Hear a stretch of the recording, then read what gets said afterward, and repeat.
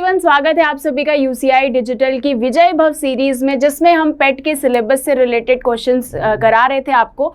DPSP यानी कि हम पॉलिटी की मॉर्निंग में जो आपका वीडियो आता है वो पॉलिटी का वीडियो रहता है, जिसमें हम टॉपिक कर रहे थे directive principles of the state policy, यानी कि राज्य के नीति निर्देशक तत्व, जिसका आपने एक पार्ट देख लिया था। ये उसी सीरीज का सेकेंड पार्ट है। अगर हम सिलेबस को देखें तो यहाँ पर आपका सिलेबस में दिया हुआ है, तो हम सेम चीज़ें कवर करेंगे जो आपके सिलेबस में है। क्वेश्चंस यहीं से आपके एग्जाम में आते हैं। सैलिएंट फीचर से रिलेटेड मैंने आपको 2 वीडियोस कराए हैं, तो आप उसको देख लीजिएगा। डायरेक्टिव प्रिंसिपल से रिलेटेड आपके टोटल 3 लेक्चर्स आएंगे, जिसमें से ये आपका सेकेंड लेक्चर है और इसके बाद एक और लेक्चर आएगा, तो उसमें आपको सारी चीज़ें क्लियर हो जाएंगी। फर्स्ट लेक्चर में हमने बहुत ही छोटे छोटे से क्वेश्चन देखे थे, एकदम नॉर्मल से क्वेश्चन थे। कौन से पार्ट में है, कौन सा कहाँ से लिया गया है, कौन से आर्टिकल से कौन से आर्टिकल तक है। आज हम थोड़ा सा इसकी डीप स्टडी करेंगे, यानी कि एक्चुअली डीपीएसपी में दिया क्या हुआ है, क्या होता है इसके अंदर। ओके, तो देखेंगे आज के अपने क्या क्या क्वेश्चन हैं, लेकिन उसके पहले आपको ये पढ़ना बहुत ज़्यादा इंपॉर्टेंट है। ये मैंने ऑनलाइन ही निकाला है, तो आपको भी मिल जाएगा, आप इसका स्क्रीनशॉट भी ले सकते हो। तो यहाँ पर देखो, ये बहुत ज़्यादा इंपॉर्टेंट है, आपको एज इट इज़ याद नहीं करना है। इसमें जो चीज़ें अंडरलाइन कर दूंगी वो आप याद रखना। और मैंने 3 टॉपिक आपको बताए थे जिसके आर्टिकल्स यानी कि अनुच्छेद भी पेपर में पूछ सकता है, तो वो आपके हो जाएंगे। सबसे पहला हो जाएगा फंडामेंटल राइट। साफ साफ क्वेश्चन आपके एग्जाम में आया हुआ है कि स्पर्शता का उन्मूलन किसमें दिया गया है, यानी कि अनटचेबिलिटी से रिलेटेड राइट्स हैं या फिर राइट टू इक्वालिटी है। तो फंडामेंटल राइट से रिलेटेड जो आर्टिकल्स हैं वो आपके पूछ देते हैं पेपर में। साथ में फंडामेंटल ड्यूटीज से रिलेटेड भी पूछा जाता है और साथ में डीपीएस पे। तो इनका कंटेंट यानी कि थियरी तो याद रखना है, साथ में इनका जो आपका आर्टिकल है वो भी याद रखना है। अब देखते हैं यहाँ पर, इसको मैंने कल आपको बताया था कि कहाँ से लिया गया है, आयरलैंड से लिया गया है। साथ में कौन से पार्ट में, पार्ट 4 में दिया गया है, कौन से आर्टिकल से कौन से तक है, एटलीस्ट कौन से कौन से तक है, ये तो आपको याद रखना ही चाहिए, ताकि अगर आप ऑप्शंस भी आ जाते हैं और टिक करने को तो आप एक स्मार्ट गेस कर सको। अब ऐसा नहीं है कि 36 से 51 तक है आपको ये पता है, तो उसमें आप आर्टिकल 17, 18 या 20 या 22 टिक करके ना आए, ठीक है। एक एलिमिनेशन भी होता है, तो वो भी आप लगा सकते हो, ठीक। तो यहाँ पर 36 से 51 तक का हम देख लेंगे। जो चीज़ें अंडरलाइन कर दी जाएं आप उनको ध्यान रखिएगा। जैसे कि पहला क्या कहता है, आर्टिकल 36, कल मैंने बताया था आर्टिकल 36 एंड आर्टिकल 12 दोनों में आपकी राज्य की परिभाषा दी गई है। तो राज्य की परिभाषा भी ऐसा पूछा जा सकता है, कौन से ऐसे 2 आर्टिकल हैं जो स्टेट की डेफिनेशन को बताते हैं। तो स्टेट की डेफिनेशन को आर्टिकल 12 बताता है फंडामेंटल राइट से रिलेटेड, और आर्टिकल 36 बताता है आपके डीपीएसपी से रिलेटेड। क्या इन दोनों में कोई चेंजेस हैं, क्या इसमें कोई अलग परिभाषा दी है 12 में, 36 में अलग? बिल्कुल भी नहीं, दोनों में सेम डेफिनेशन दी गई है। तो स्टेट और स्टेट की डेफिनेशन, ये स्टेट तेलंगाना, यूपी और इस तरह के स्टेट्स की बात नहीं हो रही है, ये बात हो रही है एक पूरा टर्म है स्टेट, जिसकी अच्छी खासी डेफिनेशन, और स्टेट के अंदर कौन कौन आता है ये भी पूछा जा सकता है। कई बार पूछा गया है कि जैसे इसमें आपका सेंट्रल लेवल की जो गवर्नमेंट है वो आ जाती है, यानी कि लोकसभा, राज्यसभा। फिर उसके बाद के स्टेट लेवल की जो गवर्नमेंट होती है वो आ जाती है, कौन, यानी कि आपके विधान परिषद और विधानसभा। उसके बाद आपका लोकल लेवल जो होता है म्युनिसिपैलिटी और आपका क्या नेक्स्ट पंचायत, वो आ जाएंगे। तो ये चीज़ें आपको ध्यान रखनी है। तो 36 में तो सिर्फ और सिर्फ क्या दिए, परिभाषा दी है, 12 और 36 एक साथ याद रखना। उसके बाद 37 क्या कहता है, 37 सिर्फ और सिर्फ इतनी सी बात करता है कि जितने भी भाग 4 में चीज़ें दी गई हैं उनको लागू किया जाए, इम्प्लीमेंट किया जाए। लेकिन इम्प्लीमेंट कब किया जाए? केटी शाह ने जो एक इस डीपीएसपी के बारे में कहा था कि ये बैंक की सुविधा के अनुसार दे चेक है, यानी कि अगर स्टेट के पास संसाधन है तो वो इनको लागू करेगा, अदरवाइज नहीं करेगा। इनको लागू करने के लिए आप कोर्ट नहीं जा सकते हैं, और इसी बात से ये सिद्ध होता है कि ये वाद योग्य नहीं है। तो ये सारी बातें कल कर ली थी। तो 37 में सिर्फ और सिर्फ क्या बताया जाता है कि भाग 4 में अंतर्विष्ट तत्वों का लागू होना, ठीक। तो 36 में डेफिनेशन हो गई, 37 में आपकी क्या हो गई कि इनको लागू किया जाए। अब 38 बात करता है, कल हमने बहुत सारे ऐसे क्वेश्चन किए जिसमें लोक कल्याणकारी राज्य की स्थापना की बात करी जाती है, जिसमें बात करी जाती है वेलफेयर सोसाइटी। तो अगेन एंड अगेन जब भी कहीं आप वेलफेयर वर्ड देखेंगे, वेलफेयर सोसाइटी देखेंगे, तो आपको क्या याद आएगा? आपको याद आएगा आर्टिकल 38 ऑफ डीपीएसपी, ठीक है। तो आपको सिर्फ और सिर्फ ये याद रखना है, लोक कल्याणकारी राज्य की बात किस में करी गई है, डीपीएसपी में करी गई है। तो पूरा एक बार सेंटेंस पढ़ लेते हैं, आगे कौन कौन सी चीजें दी गई हैं। जैसे न्याय की आगे बात करता है, तो कौन कौन सा न्याय की बात करी जाती है। जैसे यहाँ पर देखो, लोक कल्याणकारी की अभिवृद्धि के लिए सामाजिक, आर्थिक, राजनीतिक न्याय, ठीक है। तो सोशल लेवल पे यानी कि समाज में सभी को बराबर का दर्जा दिया जाए, ये सारी चीजें हम फंडामेंटल राइट्स में भी पढ़ते हैं और डीपीएसपी में भी यही बात करी जा रही है। प्रियम्बल में भी 3 तरह के न्याय की बात करी गई है, सेम चीज कही गई है। तो ये जब इतनी सारी जगह और सारे जो पार्ट्स हैं वो इंपॉर्टेंट है, तो ये जाहिर सी बात है कि ये जो अपने आप में टॉपिक है, कंटेंट है, वो इंपॉर्टेंट हो जाता है। तो सामाजिक न्याय, देन आर्थिक न्याय। आर्थिक न्याय में क्या आ जाएगा आपका, equal pay for equal work आ जाएगा, या मेल हो, फीमेल हो, ट्रांसजेंडर हो, कोई भी हो, आप उसको इक्वल पे करेंगे इक्वल वर्क के लिए। इसके बाद आपका राजनीतिक न्याय, महिला हो पुरुष हो सबको राजनीति में बराबर से हिस्सेदारी लेने का अधिकार होता है। सामाजिक व्यवस्था सुनिश्चित करना, आय, प्रतिष्ठा, सुविधा, अवसर की असमानता को समाप्त करना। 2 क्वेश्चन यहां से बनते हैं। पहला क्वेश्चन तो लोक कल्याणकारी राज्य से बन जाता है।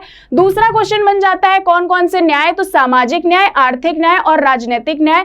और तीसरा जो सवाल बनेगा वो बनेगा कि अवसर की असमानता को समाप्त करने की बात किसमें कही गई है, आर्टिकल 38 में। तो आर्टिकल 38 3 तरह की बातें करता है। लोक कल्याणकारी राज्य की स्थापना करना। कैसे लोक कल्याणकारी राज्य स्थापित होगा, जब सारे समानता न्याय मिलेगा। कौन कौन सा न्याय, सामाजिक न्याय, आर्थिक न्याय, राजनीतिक न्याय। और तीसरी बात करता है कि यहाँ पर जितनी भी तरह की असमानताएं हैं उनको क्या करना, खत्म कर देना। ये तीनों बातें आर्टिकल 38 करता है। तो आई होप कि समझ में आ गया होगा।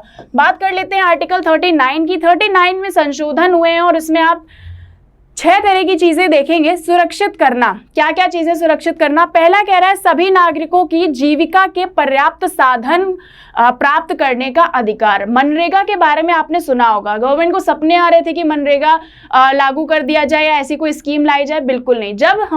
जब स्टेट क्या हुए, सक्षम हुए, तो क्या किया उन्होंने, मनरेगा नाम का एक ऐसा स्कीम निकाला कि सरकार क्या करेगी, 100 दिन का रोजगार देगी। जो भी वर्कर्स हैं, अनस्किल्ड हैं, उनको क्या किया जाए कि रोजगार दिया जाए 100 दिनों का, ताकि भाई उनके यहाँ भी प्रॉपर चीजें चल सके, आजीविका के साधन। तो ये बात यहाँ पर करी गई है आर्टिकल 39 में, और 39 को पूरा करने के लिए ही ये मनरेगा जैसी स्कीम्स लाई गई हैं। दूसरा क्या कह रहा है, खा नंबर, सामूहिक हित के लिए समुदाय के भौतिक संसाधनों का सम वितरण। भौतिक संसाधन यानी कि ये जो लोग लड़ते हैं ना, आपने देखा होगा वाटर डिस्प्यूट, नदियों का डिस्प्यूट रहता है बहुत ज्यादा, तो वो क्यों भाई, दोनों का बराबर हक होता है ना। जैसे आपने कावेरी जल विवाद सुना होगा, साथ में और भी बहुत सारे होते रहते हैं। साउथ में कुछ ज्यादा ही आपको देखने को मिल जाएगा। तो ये चीजें क्यों हैं, और यहाँ पर क्यों वो मतलब वाद क्यों लेकर के वो पहुंच जाते हैं कि देखो कावेरी का ज्यादा जल जो है वो आपका दूसरा केरल यूज कर रहा है, तमिलनाडु को मिल ही नहीं रहा है। क्योंकि यहाँ पर बात करी गई है कि भौतिक संसाधनों का सम वितरण, समान वितरण होना चाहिए, तो उन्हें अधिकार है, ठीक है। तो ये चीज याद रखना।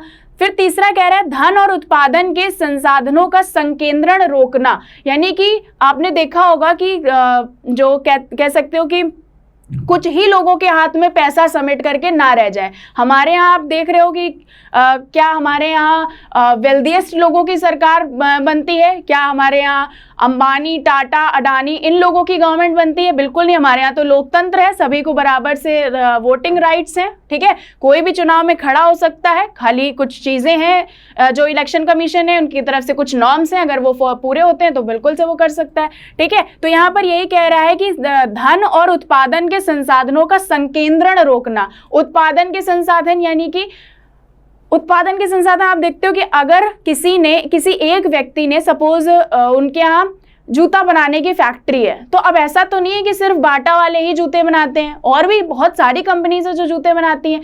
अगर ऐसा होता कि सिर्फ ये जो मोनोपोली टाइप्स हो जाता कि सिर्फ बाटा वाले ही जूते बनाएंगे, आप दूसरा काम करिए, तो वो गलत होता। और यही चीज रोकने के लिए यहाँ पर ये तीसरा नंबर बात करता है 39 का गा कि धन और उत्पादन के साधनों का संकेंद्रण रोकना, ठीक है। तो ये चीज याद रखना, सब अभी 39 में चल रहे हैं। घा बात करता है पुरुषों और स्त्रियों को समान कार्य के लिए समान वेतन देना। तो एक्चुअली यहाँ पर जो आर्थिक न्याय की बात करी जा रही है उसी को अलग से यहाँ पर बताया गया है कि समान कार्य के लिए समान वेतन, और इसका हर एक पॉइंट इंपॉर्टेंट है। 39 वाले पार्ट में आपको इतनी चीजें दी गई हैं, तो इसको जरूर याद रखना, क्योंकि बहुत सारे क्वेश्चंस यहाँ से बन जाते हैं, चाहे वो धन और संसाधन का संकेंद्रण रोकना हो, चाहे वो आपका भौतिक संसाधनों का समान वितरण हो। ये बात किस में करी गई, सबका आंसर क्या हो जाएगा, 39 ए ही होगा, A B C D इस तरह से होगा। फिर तो ये याद रहेगा, समान कार्य के लिए समान वेतन 39। फिर कर्मकारों के स्वास्थ्य और शक्ति तथा बालकों की अवस्था को दुरुपयोग से संरक्षण, तो यहाँ पर बात करी जाती है हेल्थ, फैक्ट्री वगैरह में जो लोगों की हेल्थ होती है, वहाँ पे जो कर्मचारी होते हैं उनको भी फैक्ट्री एक्ट आता है, लेबर लॉज आते हैं, बहुत सारी चीज़ें बनाई जाती हैं सरकार के द्वारा। क्यों बनाई जाती हैं? बिकॉज ऑफ ये जो चीज़ें यहाँ पर दी गई हैं उनको पूरा करने के लिए, ठीक। उसके बाद बालकों को स्वस्थ विकास के अवसर प्रदान करना, तो ये भी इसमें दिया गया। तो ये पूरा आपका आर्टिकल 39 है, बहुत ही अच्छे से इसको याद कर लेना, वेरी इंपॉर्टेंट, इसमें लिख लो very important. Most of the question जो है यहाँ से ही आपके पूछ दिए जाते हैं। 39 का आता है यहाँ पर, जिसमें बात करता है समान न्याय एवं गरीबों को निःशुल्क विधिक सहायता उपलब्ध कराना। तो निःशुल्क विधिक सहायता यानी कि फ्री लीगल एड लिखा होता है कहीं कहीं, तो यहाँ पर ये भी सुविधा दी गई है कि जो व्यक्ति, जो भी ऐसा कोई पर्सन है जो वकील या हायर नहीं कर सकता, मे बी उस पर कोई केस है, कोई चार्जेस डाल दिए गए, कोई गरीब व्यक्ति होता है धोखेधड़ी में भी फंसा दिया जाता है उसको, तो अब वो वकील तो हायर नहीं कर सकता, तो सरकार उसको अपनी तरफ से एक वकील देती है। और उसी बात को यहाँ पर बताया गया है कि समान न्याय एवं गरीबों को निःशुल्क विधिक सहायता प्रदान करना, दैट इज योर 39 का हो जाएगा, ठीक है, 39A याद रखना। उसके बाद 40 में आ जाते हैं। 40 इज वेरी इंपॉर्टेंट, ग्राम पंचायतों का गठन और उन्हें आवश्यक शक्तियां प्रदान करके स्व सरकार की इकाई के रूप में कार्य करने की शक्ति देना। सिर्फ और सिर्फ इसमें क्या याद रखो? ग्राम पंचायत याद रखो। पूछेगा ग्राम पंचायतों के बारे में किसमें बताया गया है, तो आर्टिकल 40 में बताया गया है, ठीक है। ग्राम पंचायत की बात किसमें करी गई है? आर्टिकल 40 में करी गई है कि सभी राज्यों में क्या होनी चाहिए? पंचायत होनी चाहिए, उनके पास कुछ शक्तियां होनी चाहिए ताकि वो स्वशासन की तरफ बढ़ सकें। अगला 41 की बात करते हैं, काम पाने के, शिक्षा पाने के और बेकारी, बुढ़ापा, बीमारी और निशक्तता की दशाओं में लोक सहायता पाने के अधिकार को संरक्षित करता है। तो यहाँ पर काम पाने का अधिकार, शिक्षा पाने का अधिकार और बुढ़ापा, बीमारी, निशक्तता, यहाँ पर देखोगे आप कितनी सारी, जैसे आपने देखा कि फ्री वैक्सीन लगी, पहली चीज़। दूसरी चीज़ आपने क्या देखा कि हमें क्या फ्री शिक्षा की बात करी जाती है, इतने साल से 6 साल से लेकर के 14 साल तक के बच्चों को मुफ्त पढ़ाया जाएगा।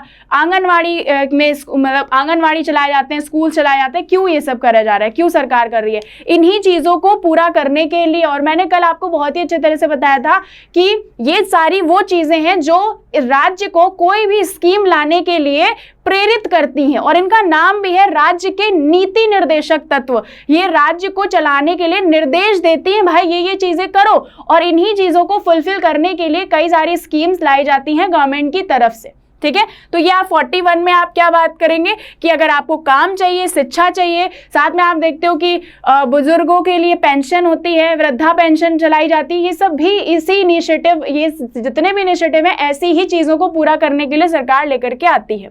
42 काम को न्याय संगत, मानवोचित दशाओं तथा प्रसूति सहायता का उपबंध करना। वेरी इंपॉर्टेंट, यहाँ पर न्याय संगत काम होना चाहिए, मानवोचित दशाओं यानी कि प्रॉपर कंडीशन होनी चाहिए। किसी भी व्यक्ति से ऐसी कंडीशन में काम नहीं कराया जा सकता जो कह सकते हैं ना कि मतलब इस सिचुएशन में कोई कैसे काम कर सकता है, ठीक है। तो यहाँ पर इसकी भी बात करी जाती है कि न्याय संगत ही काम होना चाहिए। उसके बाद यहाँ पर ये जो पॉइंट है, प्रसूति सहायता उपबंध कराना, मैटरनिटी बेनिफिट की बात करी जा रही है।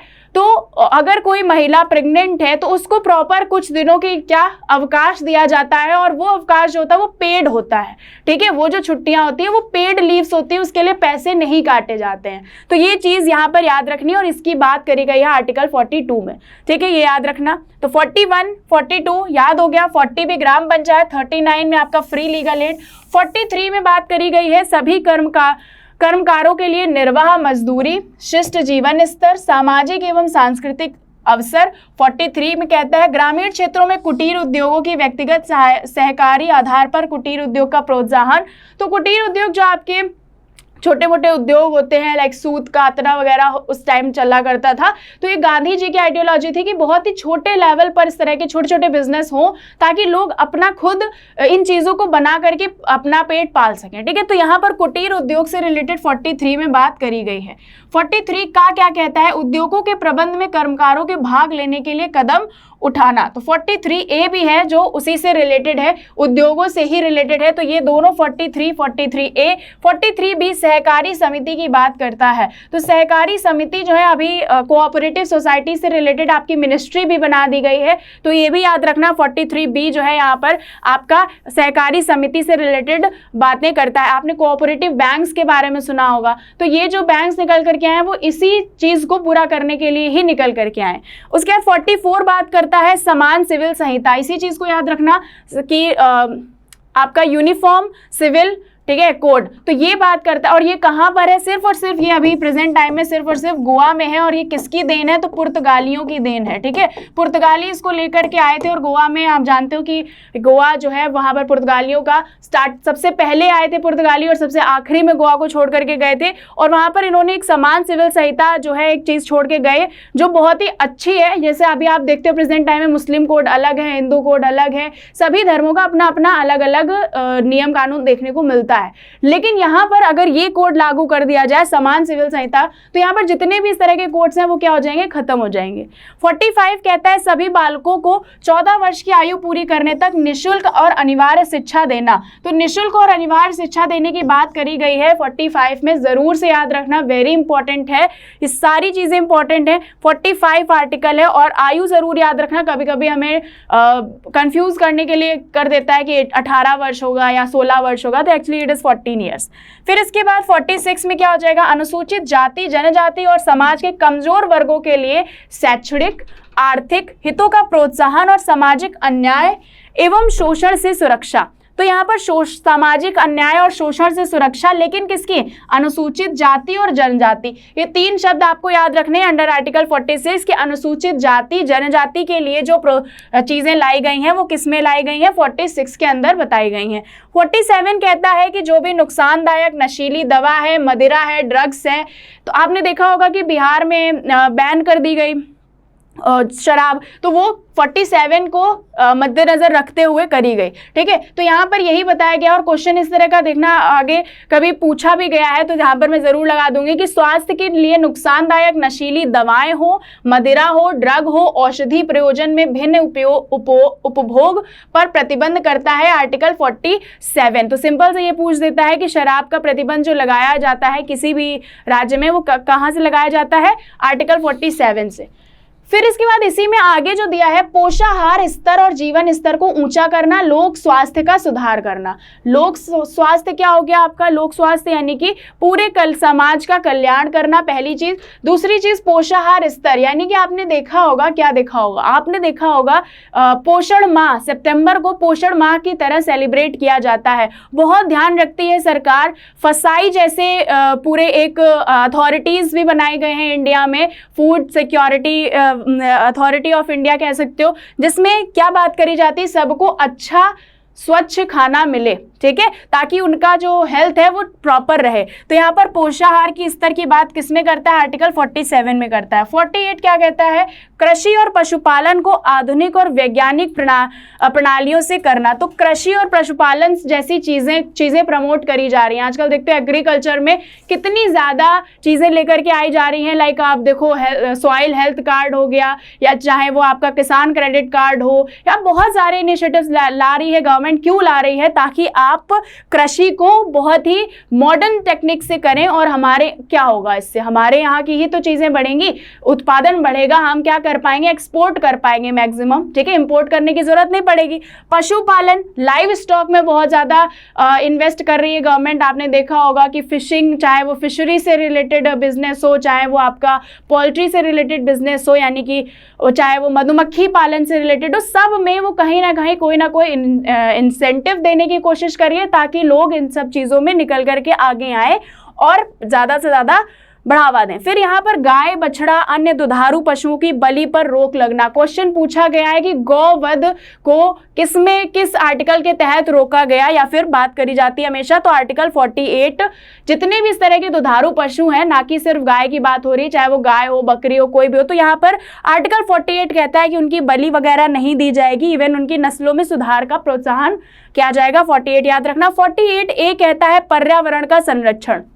Different different kinds of environment acts आप देखते हो, चाहे वो एयर पोल्यूशन से रिलेटेड हो गया, चाहे वो किसी भी पोल्यूशन से रिलेटेड हो, या फिर इन्वायरमेंट क्लाइमेट चेंज इतना हो रहा है तो उन सब का, अभी आपने देखा पॉलीथीन बैन करी गई है, तो वो भी कहीं ना कहीं इन सब चीज़ों को, क्योंकि हमें क्या कर रहा है, हमारा संविधान में राज्य के नीति निर्देशक तत्वों को बताया गया है कि ये आप इस सभी चीज़ों को ध्यान में रख करके राज्य से रिलेटेड पॉलिसीज बनाएंगे। ठीक है, जैसे दिल्ली क्या है, मोस्ट पॉल्यूटेड कैपिटल है पूरे वर्ल्ड की। ठीक है, तो पूरी दुनिया में अगर सबसे ज़्यादा पॉल्यूटेड अगर कोई कैपिटल है तो वो दिल्ली है। तो अब दिल्ली की सरकार जो है वहाँ से रिलेटेड उसने ऑड इवन पॉलिसी लाया, और भी बहुत सारी चीज़ें वो ला सकते हैं, तो वो अपने उस पर्टिकुलर एरिया का सुधार करने के लिए चीज़ें ला सकते हैं 48A के तहत। 49 बात करता है राष्ट्रीय महत्व वाले घोषित किए गए कलात्मक, ऐतिहासिक, आप देखते हो इस तरह की जो भी स्मारक वगैरह होते हैं वो क्यों उनको संरक्षित किया जाता है। ताजमहल जैसी चीज़ों में हमेशा काम चला ही करता है ताकि हमारे यहाँ टूरिज्म को बढ़ावा मिले और हमारी जो संस्कृति है वो सुरक्षित रहे। तो ये 49 के अंदर बात करी गई है, ज़रूर याद रखना। 50 जो है बात करता है न्यायपालिका को कार्यपालिका से अलग कर दिया जाए। बहुत ज़्यादा पूछा जाने वाला सवाल है कि न्यायपालिका को कार्यपालिका से अलग करने की बात कौन सा आर्टिकल कहता है, आर्टिकल 50 कहता है, और आखिरी में आर्टिकल 51 कहता है अंतर्राष्ट्रीय शांति और सुरक्षा के लिए जो भी चीज़ें आती हैं, जैसे हमने बहुत सारी अंतर्राष्ट्रीय ट्रीटीज़ में हम पार्टिसिपेट करते हैं, हम उनका हिस्सा भी हैं, साथ में हम बहुत सारे ग्रुपिंग्स हैं, चाहे वो शार्क हो या कोई भी हो, उसमें हम इंडिया एज अ मेंबर भी है, तो वो सारी चीज़ें हम आर्टिकल 51 के तहत देख सकते हैं यहाँ पर। तो ये सारी, अभी देखो आप रामसर का ले लो, रामसर कन्वेंशन ईरान में हुआ था, लेकिन फिर भी हम उसका एक हिस्सा हैं और हमारे यहाँ जितने भी वेटलैंड्स हैं उनको हम प्रोटेक्ट करने की कोशिश कर रहे हैं अंडर रामसर कन्वेंशन। तो यहाँ पर ये आर्टिकल 51 से ही कहीं ना कहीं रिलेट होता है। तो आप ये सारे आर्टिकल्स को क्या कर लीजिएगा, याद कर लीजिएगा। तो आज का जो भी चीज़ें थी ये पढ़ानी बहुत इंपॉर्टेंट थी अगर आप आगे के क्वेश्चंस करना चाहते हैं। ठीक है, तो आप इसको क्या करिएगा, एक बार अगर नहीं दिख रहा है तो टेलीग्राम पे शेयर कर दिया जाएगा, लेकिन आपको कमेंट करके बताना होगा, और ये सारी चीज़ें आपको याद होंगी तभी आप आगे के क्वेश्चंस को कवर कर पाएंगे। मिलेंगे अपने नेक्स्ट वीडियो में। Thank you so much.